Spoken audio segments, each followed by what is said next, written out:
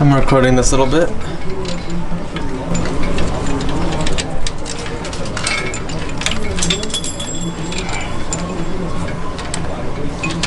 You got somebody underneath the car. You see we're removing the belly housing bolts.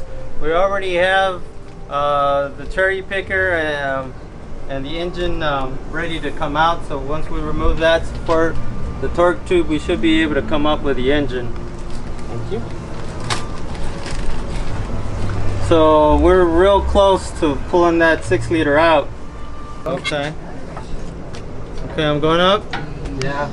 You see anything? The transmission lines, how are they? They're alright, you haven't got to them yet.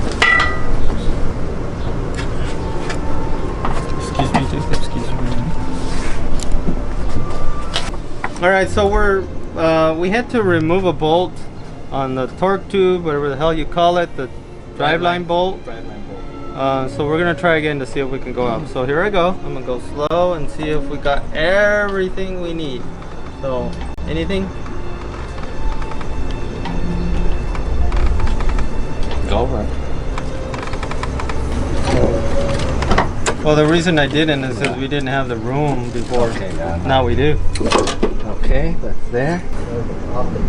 Yeah, thank you, much better. Alright, I'll see you down here, you guys, but you monitor up there, I'll monitor down here then. Okay, we're going good here. We might have to go forward a little bit in a bit. Yeah. As soon as you could go forward, it probably could go forward now. Huh? Right? Yeah, it might be the best bet. Bolt, clamp bolt, and so now we should be able to come up with the engine. So we've had success. We should be able to come up now. All right, here we go. The AC's already clear. Yes. Are we good? The intake valley cover was taken off. You can see Yeah, it's we gone. ended up taking the intake valley cover so we had enough room. So are you guys? All right, we're gonna get out of the engine bay. So we're coming out of the engine bay. We had success Sure, now. we don't have nothing over there, Frank, in the back. We're good. We're good. We're good as long as we're forward. Are we forward enough? Are we far forward? Yeah, I'll go forward a little bit. Go forward a little bit more, Ruth. There you go. And we had to raise the car to start pulling the engine, and then once we started breaking it loose, we had to drop the driver's side of the car in order to start pulling the engine forward. And you'll see that we have the hoist on the passenger side of the car.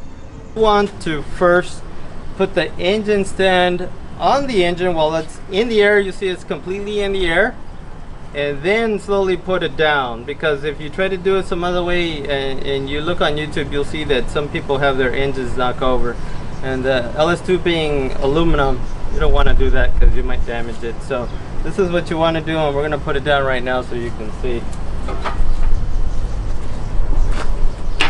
There you go. I'm going.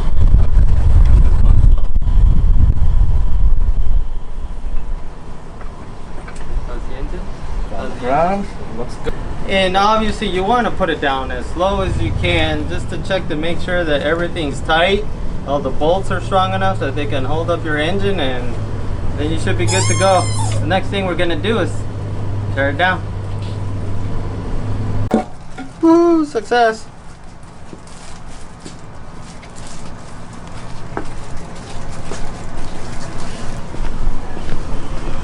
So it actually looks good if you look at the oil pan, and I don't see a bunch of sludge.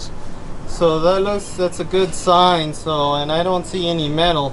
So it might be that we just have minor issues. So that's a good sign. Got that pretty clean. If you look at it, pretty clean. Rolling. So the C6 has a little over 100,000 miles. And these are the original yellow springs. I'm gonna put some GM Performance blue springs on these 243s. If you could see there, right there's a casting, the original heads that came on the car. A pick or a scratch all and a magnet helps with this as well. So there you go. And in case anybody missed that, these are the keepers. And a magnet is good because if you don't have a magnet, you could easily lose these. They're very easy to lose. Take off the original valve springs, put on the blue springs, and you should be good to go. So you'll repeat this procedure, and this is probably what I find the most challenging, right? You gotta get the valves to come up and go through these keepers, not keepers, retainers. That's what they're called, the retainers.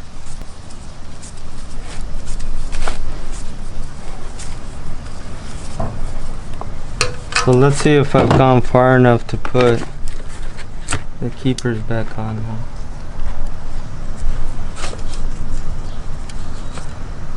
Maybe, maybe not.